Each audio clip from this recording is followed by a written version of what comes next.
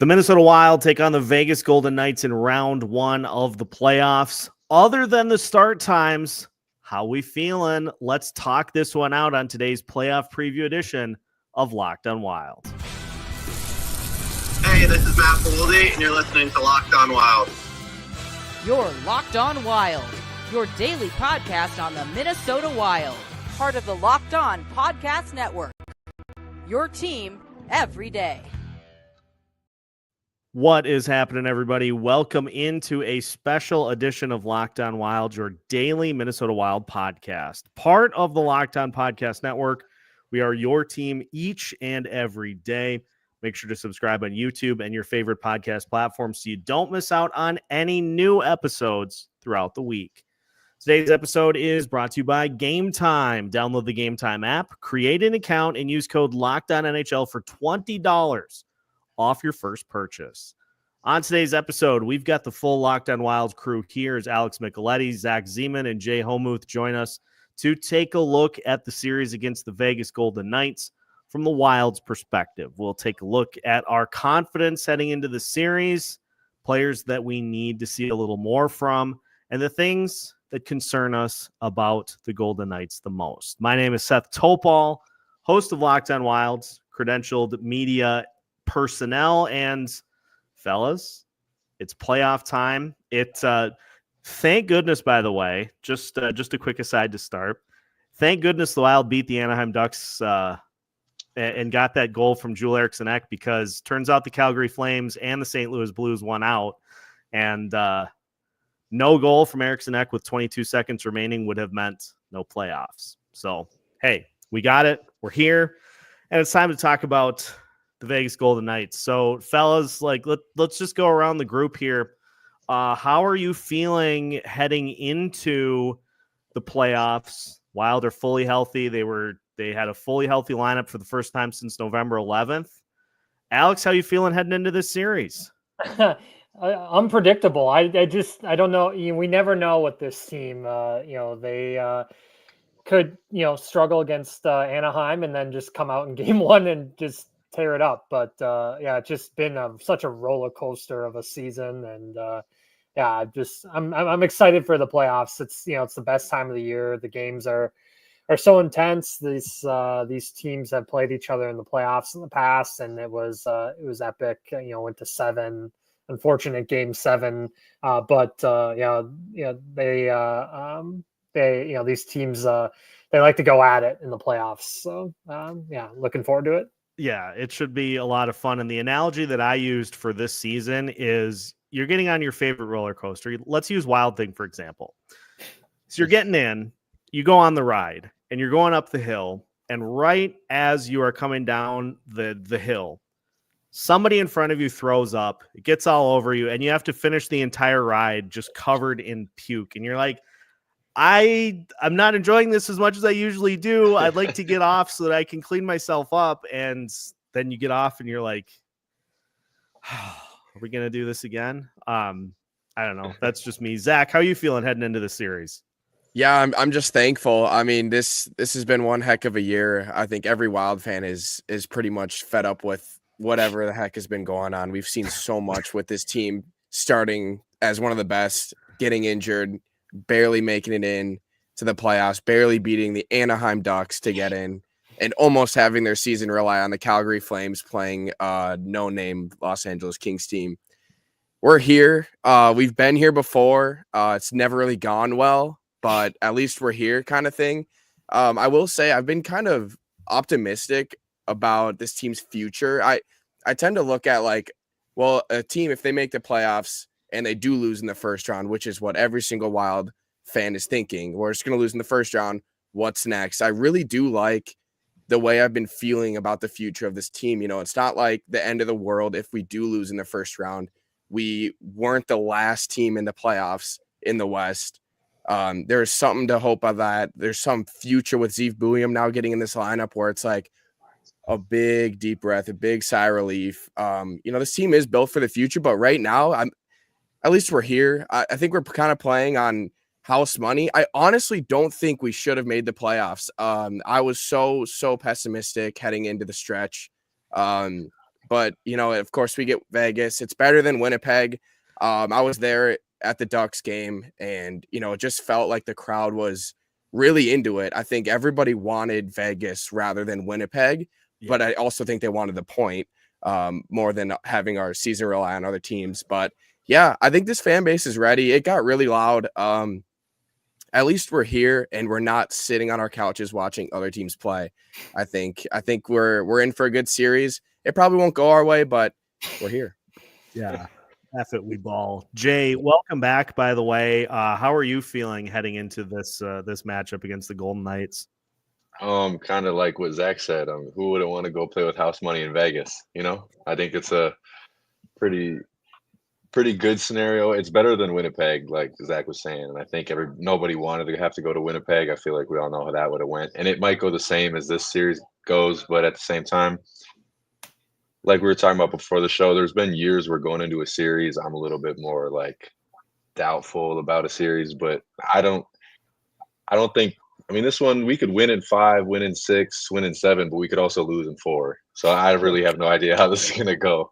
And you look at the last 10 years, you could probably guess how it's going to go, but I really believe if we can slot Zeev in on the power play, I don't know. We've never seen that before. So that's something that I'm hoping we get to see, because if in game 1 we go 2 for 4 in the power play and we win the game, then the whole series is on ice for Vegas. And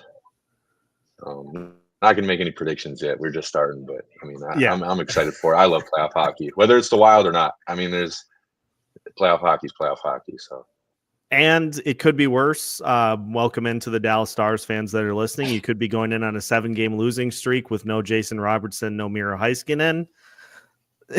We're not going in. The Wild are fully healthy for the first time since November 11th, so they got that going for them as we get this series going on. We have a lot that we are going to talk about here tonight. We're going to talk about what we want to see, what we expect to see in this series. We'll take a look back at the last couple of postseasons for the Minnesota Wild as well, because turns out game 1 pretty in Minnesota's favor over the last couple of years, to say the least. I just jinxed it, I'm sure. So we have a lot to discuss. Before we go to break, fellas, it's funny to me. I'm the contrarian of this group, and I think I'm in the minority amongst Minnesota Wild fans in everybody saying, well, at least we didn't have to go to Winnipeg. And I'm like, I didn't really want any part of the Vegas Golden Knights. Like, I know Winnipeg has Connor Hellebuyck, who can steal you a series. I get that. But Vegas is big. And big scares me more. So I guess, being that it's not a key Central Division rival, you don't necessarily have to worry about somebody getting their head taken off in front of the net, which is probably a good thing. But I don't know. I would probably have rather taken my chances with Winnipeg, just based off of their previous track record in the playoffs. I don't know. We're splitting hairs here. I'm trying to really talk myself into it, because nightmare either way, Seth. Nightmare. Yeah, I don't way. think I'm looking at it as a perspective of Vegas or Winnipeg. I'm looking, if you can beat Vegas or Winnipeg, would you rather play LA or Edmonton or Dallas or Colorado? Like, I think it's way easier to get out of the Pacific and get to the West Finals than it is. Like, I'd take a matchup against Darcy Kemper any day of the week. Exactly. Yeah, I'm trying to go against. Like, if I was a Wild player, I'd rather match up. I think we match up way better against LA or Edmonton than we do. Yeah, and Stuart Dallas, Skinner. Colorado. Yeah, Stuart Skinner is the new Mike Smith. Good luck. Here's what I've been thinking. I don't even think there's a debate of Winnipeg or Vegas, because we wouldn't be in the playoffs. Like, there's no way we would play Winnipeg. Like, so we don't get to pick and choose here. And thank God, Calgary gave up that lead to Anaheim. When they played the couple of games before. That would have been. They blew that lead, and who knows? The Flames also had those like 3 goals a couple weeks ago that were all like. Oh yeah, the puck was like they were like it crossed this close. Yeah. And it was like Vegas 3 straight games. Yeah, it was like 3 straight games. If one of those goals counted, like, there's so many. You could go back to game like game 1 when the Blue Jackets had a goal called off, and we could have lost that game. But I mean, I also think it was cool. Season started October 10th or October 9th, but we won the first game on the 10th and stayed in a playoff spot the entire season. But it feels like at one point we were out, but we were never out. The whole season we were in a spot. So I always laugh with Seth. The year prior, we shut out Florida, and then they end up. We were feeling good, and they end up winning the cup. Yeah, so it's funny those storylines. I forget about last year a lot. I don't like to remember that one. I separate last year into 3 separate seasons: pre-Sweden, Sweden, Dean getting fired, and then John Hynes taking over. It's like it's 4 different seasons. That happened. Yeah. But thankfully, the Wild did what they needed to do at the beginning of the season to put themselves in position for a playoff spot. We'll talk a little bit as well about if we think that they can get back to that level or what exactly they need to do against the Vegas Golden Knights. We got a lot to get to here on our special Locked On Wild playoff preview. So stay tuned. We'll take a look at the Vegas Golden Knights a little bit as we continue right after this. Today's episode is brought to you by Amazon Fire TV. Did you know your Fire TV is also an Xbox? Turn any TV into your gaming and entertainment hub with Fire TV Stick 4K devices. No console required. Just grab your paired controller, subscribe, or sign in to Xbox Game Pass Ultimate with EA Play included, and you are ready to play. Dive into hundreds of premium titles from EA Sports, College Football 25, to Call of Duty Black Ops 6 and Avowed as easily as you stream your favorite TV shows. It's gaming made simple, and it's all on your Fire TV. With 4K streaming, watch more than 1.5 million movies and TV episodes from your favorite subscribed services like Netflix, Prime Video, Disney Plus, Max, and more. Head to Amazon.com/Fire TV Locked On to get started. That Xbox Game Pass Ultimate subscription and compatible controller required. Available on select devices, including Fire TV Stick 4K, 2nd Gen, Fire TV Stick 4K Max, 1st and 2nd Gen, and Fire TV Cube, 3rd Gen. Welcome back to our special pregame playoff preview edition of Locked On Wild. Seth Toupal, Alex Micheletti, Zach Zeman, and Jay Homuth with you. Fellas, let's take a look at the Vegas Golden Knights a little bit. I like to call this Know Your Opponent. What are you most scared about with facing this Vegas Golden Knights team? Jay, I'm going to let you lead off. I saw something today that it's the depth of that team, but I think the Vegas fourth line combined for like 50 or 60 goals this year. And I couldn't even imagine, like, their fourth line that they had skating in practice today was around 50, 60 goals. We're not even a fraction of that in our fourth line. No. Third line together. I think, it might be. I don't know. I don't even want to do the math, but I just think Vegas's depth. I'm not worried about Adin Hill or Ilya Samsonov. Their defense is not as consistent, but it's that forward depth. Like, they could roll a line against any one of our lines, and I don't know. That's what I'm worried about, is their forward depth. That's legitimate. Zach, what about you? What scares you most about Vegas? 2 players, certified wild killers of Jack Eichel and Mark Stone. We've seen them historically destroy the Wild in games that matter and games that necessarily don't during the regular season. It's a never-ending story, and when you have to go into into Vegas, and also in that environment as well, it's going to be a tough start to the series. But yeah, I'm just always afraid of Jack Eichel, especially with all the rumors of the Wild in previous years with him. Mark Stone just always being there in that former playoff series that we've had with them. It just never ends, and here they are again. So let's do it. Yeah, let's vanquish the final boss. Alex, what about you? What scares you most about the Vegas Golden Knights? Jack Eichel. I mean, the last time they played, he had a hat trick against the Wild. Yeah, it was. I mean, he is so dominant, and it's we always struggle against the top line center in playoffs. So yeah, the way he's playing, and just their overall their forward depth is incredible. I mean, they got William Karlsson playing, like in the bottom six. He's just so fun to watch. He's so good on the penalty kill. Brett Howden's having a career year. He's playing like on their fourth line, and Mark Stone, he's just a pest. It's Aiden Hill. Somehow in the playoffs, he just becomes unstoppable. Naturally. So, that's what I'm worried about. You guys left me the low-hanging fruit. All right. Let me hit you with some knowledge. That people are going to be able to hear in tomorrow's preview with Locked On Vegas Golden Knights. The Vegas Golden Knights power play terrifies me, and here's why.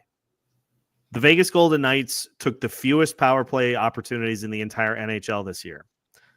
They still managed to score the 12th most power play goals at 53. They had the second highest power play percentage in the league. They won faceoffs on the power play at a 56% clip. And we remember quite vividly, especially in that Dallas series, what happens if you allow a team to get set up right off the faceoff?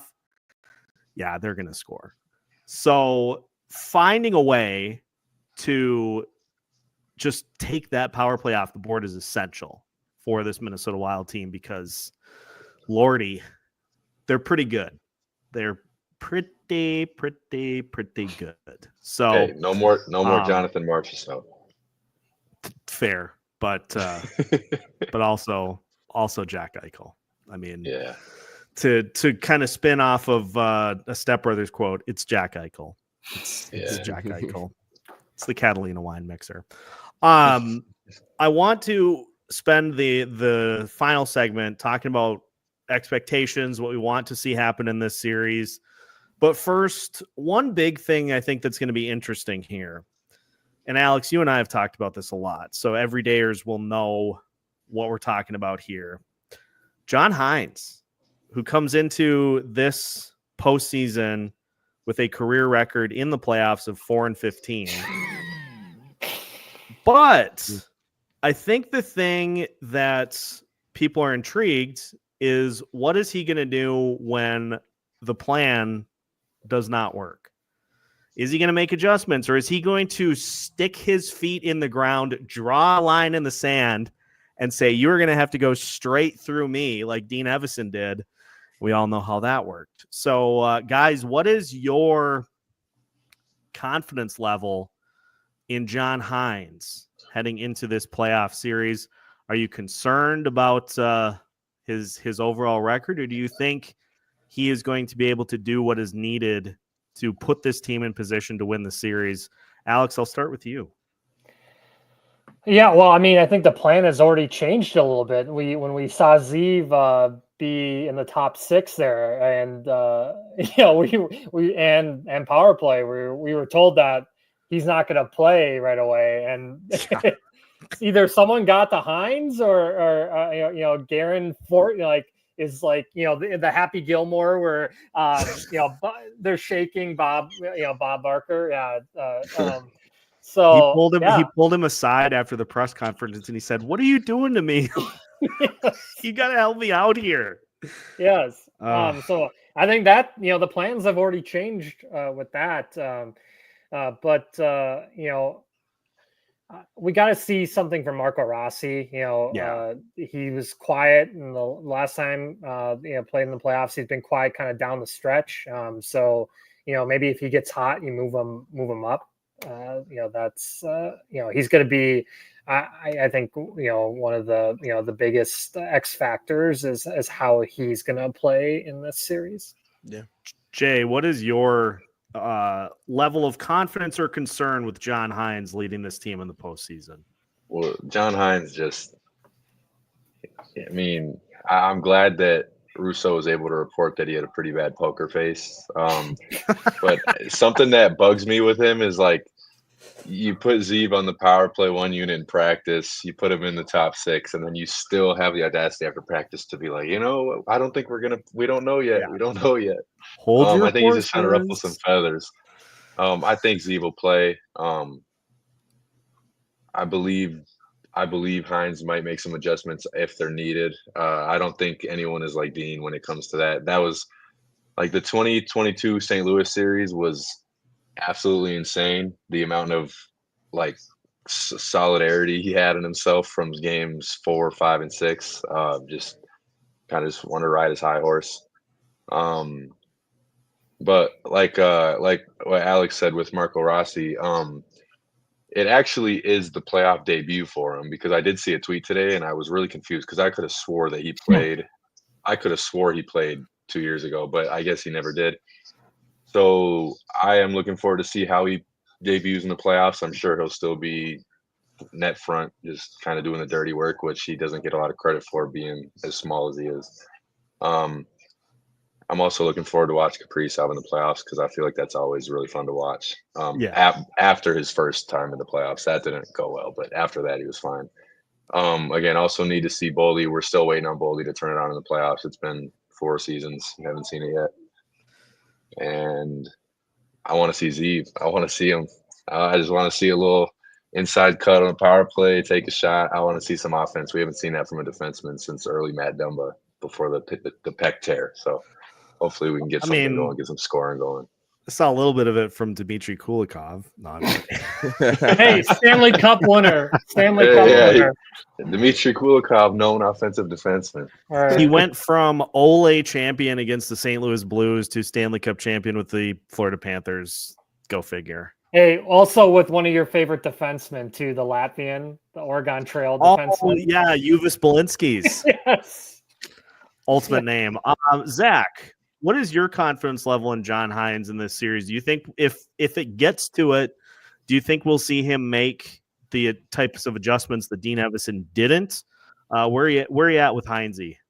Yeah, it gets really interesting because, like you said, the record's there. It's on paper. He's 4 wins in the playoffs, but also it's, we finally got our healthy roster back, and a couple of those games where we played Vegas earlier this year, we didn't have that. And so, we might not have to make adjustments early as we think. Hopefully that's the case there. But also, if you do have to make those adjustments and the Wild do fall behind early in the series, I feel like this is one of the most customizable rosters. We got the new Zeev Buium coming in. You got players who have played with each other all over this year. We've got different lineups throughout the year. So I feel like there is a lot of movability and mobility, but hopefully this team doesn't have to get there. I really do feel like with this healthy roster, Vegas hasn't seen it really. We haven't seen it. And so I do feel like that could throw a wrench in Vegas's plans, Vegas's game planning, and we might not have to see a lot of adjustments here early on. Yeah, that's a great point, is that, we're finally back to the point that everybody was hoping that they would get to all year, was fully healthy and all the parts at their disposal. I'm going to be really fascinated to see. One of the things that I will always remember about that Dallas series is how in a do or die game, Dean Evason waited till the 3rd period and then put Kirill Kaprizov, Matt Zuccarello, and Ryan Hartman back together. And I nearly leapt out of the balcony in the press box because I was like, "Oh, that's your change, sweet." So I think Hynes will do much more in game, and I think he's got a much better pulse for what's going on. As opposed to Dean. So I don't know. I guess we'll see. Predictions for what is going to happen in this series. We'll get to those to finish things off, plus some final thoughts. What do you want to see? Who do you want to see go nuts? Who needs to go nuts in this series? All that coming up as we finish our special playoff preview of Locked On Wild after this. Today's episode is brought to you by Game Time. The Stanley Cup playoffs are here, and if you've never been to a live NHL playoff game, it is unlike anything else. The intensity, the speed, the energy in the building, next level. And thanks to Game Time, getting in the door is easier and more affordable than ever. Game Time is the fastest way to grab playoff tickets, even for those must-see matchups. Prices actually go down as puck drop gets closer. With last-minute deals, you can save up to 60% off. My favorite features for Game Time, their all-in pricing shows the total cost up front with no surprise fees at checkout. How many times have you been blinded by fees? You go to get 4 tickets and then somebody's like, hey, did you buy 5? No, that was just those are the fees. Game Time doesn't do that. You know what you're paying when you hit the checkout line. So take the guesswork out of buying tickets with Game Time. Download the Game Time app, create an account, and use code LOCKEDONNHL for $20 off your first purchase. Terms apply. Again, that's code LOCKEDONNHL, LOCKEDONNHL for $20 off. Download the Game Time app today. Last minute tickets, lowest price, guaranteed. Final segment of today's playoff preview edition of Locked On Wild. Once again, we are your team each and every day, your first listen each and every day, and we thank you for joining us as we gear up for Wild Vegas Golden Knights. I'm going to have had like 9 pots of coffee. I'll probably have gone through the Starbucks drive-through 8 times by the time Sunday's game starts, and I'm just going to buy a gallon of it for Tuesday night. Yeah, it's just going to prepare you for Tuesday. The So playoffs aren't supposed to be easy. Let's talk about the real-time dilemma that I have for Tuesday's game. So Tuesday night's game is a 10 o'clock Central Time start. That means it'll get done between 12:30 and 1 a.m. Either I just get like a 4-hour nap in before the game starts during the day sometime, or go to bed before the game even starts, wake up at like 3:30, watch the truncated version, and do a recap episode before I head to work. You're not going to allow yourself to do that. You're going to watch it. You're going to watch it. Yeah. And you know that it's going to go to overtime on Tuesday, and you're not going to go to bed till 2:15. Seth, you driving to work on Tuesday is going to be like the Corolla Deville gif where she's driving in the vehicle and it like crashes into the trees and it's still driving. I'm not worried about our game going to overtime. I'm worried about one of the first 2 games going to overtime. No doubt. Like that 7 overtime game that the Tampa Bay Lightning played a few years ago. That took. And they just delay puck drop. Game went 6.5 hours, and ESPN, they'd be like, "Oh no, we can't start this game till the." Was that That's so true? Was that the COVID Tampa? Yeah, Columbus? Tampa and Columbus. So. What a weird, crazy time that was. 7 overtimes. Yeah, I think Corpus. Who was it? What goalie had like 70-something saves? Yeah, wasn't that Wasn't that Elvis? I think it was Corpusalo. I think it was Corpusalo when he was younger. Vassy. Elvis had left the building. He had like 72 saves or something. I remember that. Well, how about Gus in Game 1 against the Dallas Stars a few years ago? The double OT thriller. Faber had the game-winning save, but yeah, in like one of his first few games in the NHL. Yeah, welcome to the league, rookie. Speaking of welcome to the league, rookie, it sounds like Zeev Buium might play. Now we've seen he was on PP1. He was on the 3rd pairing with Zach Bogosian. If you're not going to play him, you're not having him practice amongst one of the starting pairs. So despite John Hynes' better efforts to keep this under wraps, looks like he's going to play. So guys, obviously the excitement level is high. Let's just quick go through, what do you want to see from Zeev Buium if he does make his debut? How do you think he'll handle it? Do you think he'll play like Faber did? Do you think he's going to be, take a little while to get used to the lights? Zach, what do you think? I think he's ready. I thought it was really funny how Bill Guerin goes on the radio and goes, he's 100% playing. He threw the 100% out there, and then of course he doesn't play against Anaheim. So there's obviously some miscommunication there with Hynes and Bill. But yeah, just hearing what Russo was saying the other day was he's one of the top 3 skilled players on this team that he's seen, which is a crazy quote that I'm hopping all over. I really do think he can change this Wild defensive core up. I really think if you put him next to Bogosian, I think Bogosian's going to start to progress in his game. Whoever he's next to, this defense core can just really improve. And I think that's what is really special about this team going into the playoffs is like, well, we might not win, but the new age of the Wild is starting to like churn and get ready. We can start to see, what true impacts these players can make. We saw Faber in Dallas and how an immediate fit into the lineup. I think this is going to be no different than him. And Buium is 100% ready. Jay, what do you think? I'm not going to be unlogical and sit here and hope that he scores 2 goals on Sunday. But I just want him to be. I just hope that we see a good NHL player, just like we saw Faber like right away. Yeah. And I want it like we will get a power play chance, and like I don't want the first power play chance. Like granted, we lose the first face off, but like I want to see like a good, like confident player, like someone that you can be like, oh, this is gonna work. You're like, this is like, and who knows, we might score on the first power play, first 2 power plays, or we might hit a post in the first one, score in the second. But like as long as we're getting 3-4 shots on the power play and he's really quarterbacking the power play really well, I think that would keep him up longer than it would, because you can learn like the defensive side of it, especially having a partner. But being a power play quarterback is such a skill that is hard to find in the NHL. Like you got it in Cale Makar. The Blues found it in Scott Perunovich, and then I don't know what happened to him. He just kind of faded away. But I just want to see a player that comes up and never goes back down again. I don't think he should ever have a reason to play in the AHL. No seasoning. I think he's going to be just fine. And I just want to see a confident NHL player. I don't want to see a rookie. I want to see Brock Faber 2.0. You don't season a perfectly cooked steak. Yeah, exactly. You don't need to eat the steak. Alex, your thoughts? I'm so excited. When I first saw him, when he first started college hockey, like you can go back and look at my tweets. I was like, this is who I want the Wild to draft. And when they were able to draft him, I was like, no way it came true. But I mean, this guy's confident. He's got a swagger.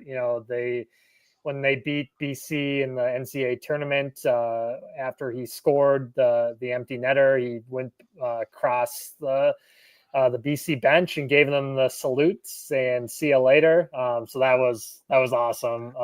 He played over 50 minutes in that Frozen Four semifinal against Western. Just incredible. He brings an element to this team that I don't think any of the defensemen have. I think he has a bigger offensive game than Brock Faber. Brock is better defensively, but they needed a power play one quarterback, and this is what he brings. And he might play sheltered minutes with Bogosian out there, but when he gets out there, I think he's going to be confident. I don't see any nerves. Like Brock didn't have nerves either. College hockey is a war. It gets you prepared to play at the next level. You see all these. I think it's easier for the defensemen compared to the forwards. You see Cale Makar, I think it's just going to be a smooth transition for him.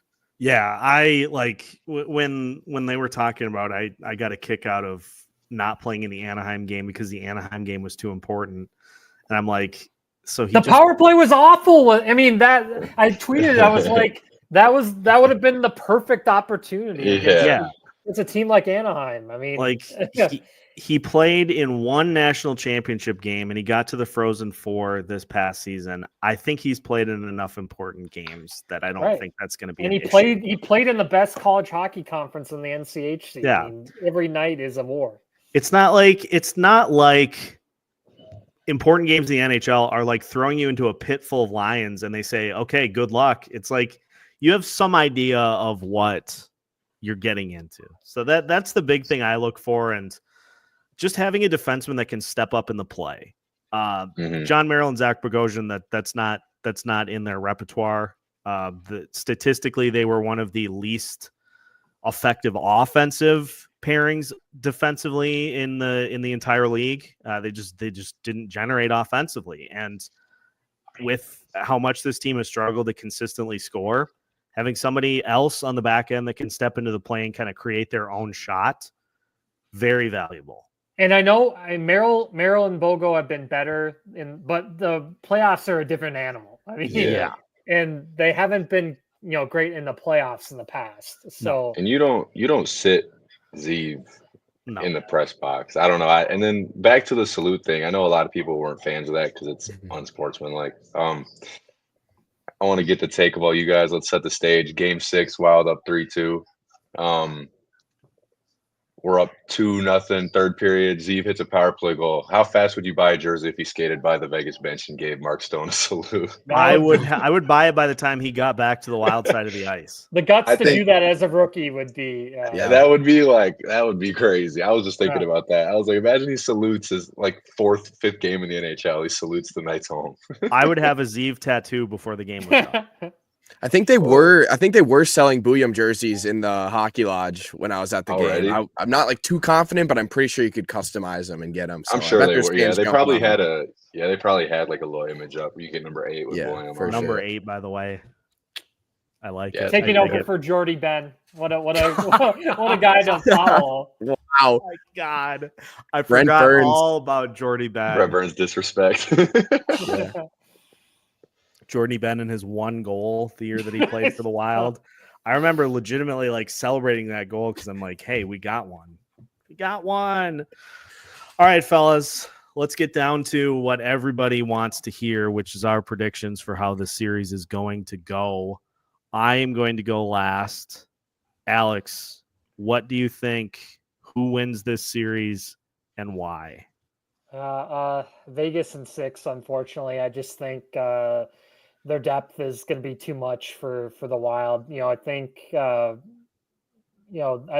even though they say they're 100%, I don't see it yet. I don't see 97 being clearly at that full level yet. Yeah. And I just think they're going to get tired out by the big D core. I think they're just going to try to smash Ek and Kaprizov and try to wear them down. And then the depth is just going to take over for Vegas, unfortunately. Zach, who wins it? Yeah, I'm leaning towards Vegas in 7, just because I'm gonna throw a little bit of Wild bias in there. But the thing is Kirill Kaprizov is, and I'm not gonna sugarcoat this, he needs to turn it up. We haven't seen him as good as he was since that San Jose Sharks game. He has not been the same since then. And we've seen it earlier this year where he's came back, looked good, and then kind of fell down, and then he's out for a long time. You do not win playoff series without players like Braden Point for the Tampa Bay Lightning. Like, you don't win with players like Connor McDavid. Connor McDavid doesn't get the Conn Smythe Trophy on a losing team if he doesn't bring the Oilers there with him. Someone on this team needs to stand up, and you got to turn to your players, your big players in Ek and Kaprizov. And I don't think you can beat Vegas with a well-rounded team. I think you do have to have a couple of stars, and it's got to start with Kaprizov. We've missed him all year. He's finally back. The team has purposely tailored for this moment. He could have been sitting out, but he's back, and clearly all eyes are on him.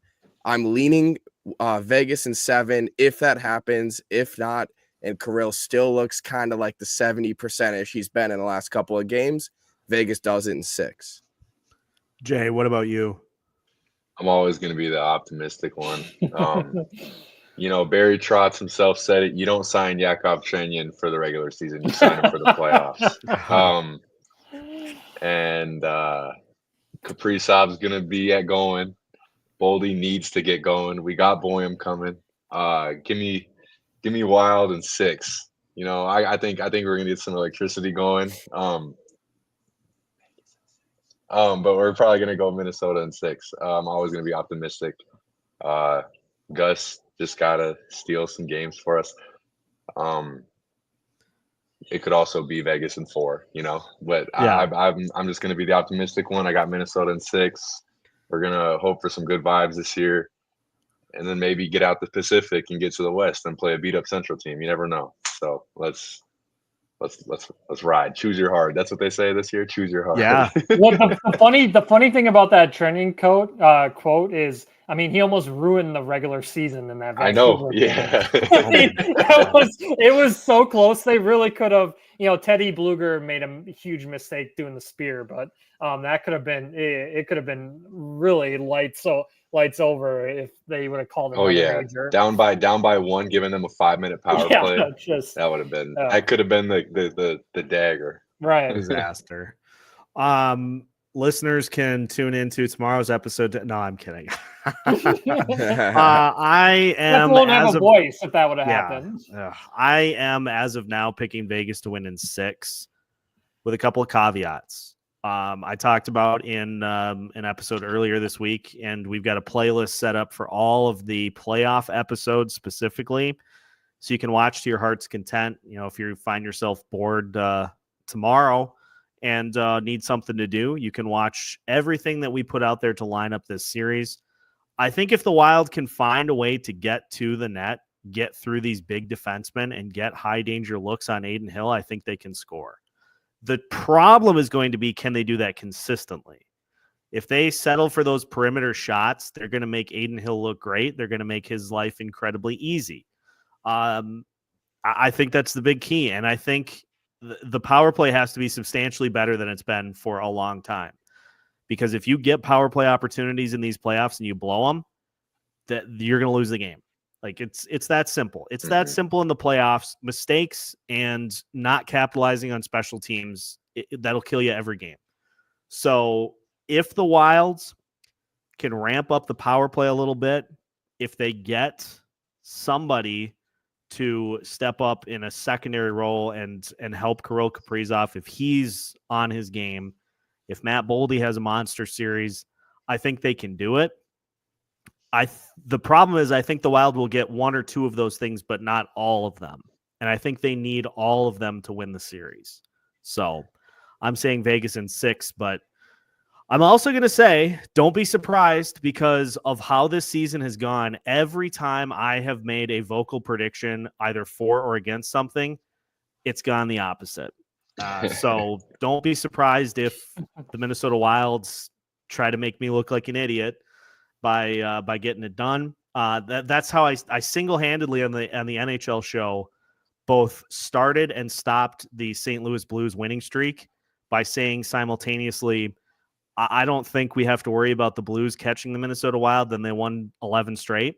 And I said, I think they're going to win out. And they lost until the final game of the season. So I'm just apparently a huge jinx. So I'm saying Golden Knights in 6. And don't be surprised because it's been one of those seasons so far this year. It has. What's all three of you guys, I'll give mine too. Player not on the first line, who's the key to the series? Can't be Stone, Eichel, Barbashev, Kaprizov, Boldy. Can't be one of them. I'll go with mine. I talked about this in yesterday's episode. Marcus Foligno. That's mine for the Wild. And it's because of what happened in that Dallas series. Like the players got frustrated by the officiating and they let it bleed into their play on the ice, and Dallas took advantage every time they had a chance. Foligno is a big heartbeat guy for this team. So if he's flying around, he's vibing and running into everything that moves and is playing controlled and is not getting into super penalty trouble, the Wild will feed off of that. So I think as he goes, I think the Wild go in this series. Yeah, I said Rossi, but get this. Remember, this guy who I'm going to mention is a Wild killer of way in the past. Brandon Saad. Vegas was able to get him, because I cannot believe he agreed to end his contract with St. Louis because he had a ton of money still left on it, but he's ring chasing again. But that's a guy that's always killed the Wild. And I mentioned William Karlsson too. He's such a good these team, obviously the center depth always just kills the Wild, and William Karlsson's playing on their third line right now, which is just absurd to think. They have so much depth. Look at their centers: Eichel, Hertl, Karlsson. I mean, 1, 2, 3 down the middle. And Nick Roy's not bad himself, but like that that's insane center depth down the middle. Yeah, that's Yeah, gross. absolutely. I think the one I look at, I thought of Hartman right away, but I also been liking the way Johansson's looked recently. Mhm. I think if he kind of stays on his game, it's kind of a slept He's on trying to get a puzzle piece. contract. He's trying to get a Yeah, new contract. someone's trying to get paid. Yeah. You know, He always does this. Yeah, right. And he's got to stay on it. I think he has that opportunity. Obviously, he's trying to get paid. So I'm gonna ride with him. Let's just go. But also, you got to hope that Hartman can turn it up, not in the penalty box, but on the ice, and kind of just get under the skin of this Vegas team. You're in 2 right away in Vegas. You can't just go in there on your heels. So this team's got to turn it up a notch. And they have some. go ahead, Gene. I was gonna say, I kind of cheated my own question because I think I have 2 for the Wild. And the one for Vegas, you already said it, Alex. It's Nick Roy. I feel like he averages a goal a game against the Wild. I don't know why. I feel like he scores every time we play. But for the Wild, I really think it's Trenyon and Brazeau. Like we got you guys for a reason. You guys are big fourth liners. You can't and I think it's my favorite bit. I'm not going to say it, but Brazeau, he's started to really. We know. he started to really progress. Not saying he's climbing a huge mountain, but he's definitely way better than those first 2-3 games we had him when we were kind of wondering why we got rid of Husnudinov and Lako.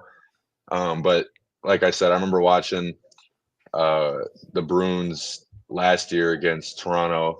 And you could definitely notice Brazeau in the game or in the series, and then especially the following series against Florida. I think he scored 2 goals. Like he's been not known to be a playoff performer, but he's definitely the body you would want on your team in the playoffs. But skill-wise, I don't know yet. We got to see. But the body, that's someone you want. So I think Trenyon and Brazeau can really be difference makers, throwing them out against the bottom 6 on Vegas if you really need. Yeah, they are absolutely going to have to be in this series. Well, it should be fun, and we, of course, here at Locked On Wild will keep you up to date throughout the course of the series. I may be an actual corpse by the time the series is done, but no pain, no gain, as they say. No sleep, just weep, I think is how the actual quote goes. But, we'll vibe through it, and appreciate everybody hopping on. Thank you, gentlemen, for helping us out with this preview. And again, tune in tomorrow as Locked On Golden Knights will be joining the show to square off and look at this series more in depth as well. You can find new episodes as well as postseason coverage by subscribing on YouTube and following us on your favorite audio platforms. Make sure to subscribe so you don't miss out on anything we have for you throughout the rest of the week, with new episodes every Monday through Friday as part of the Locked On Podcast Network.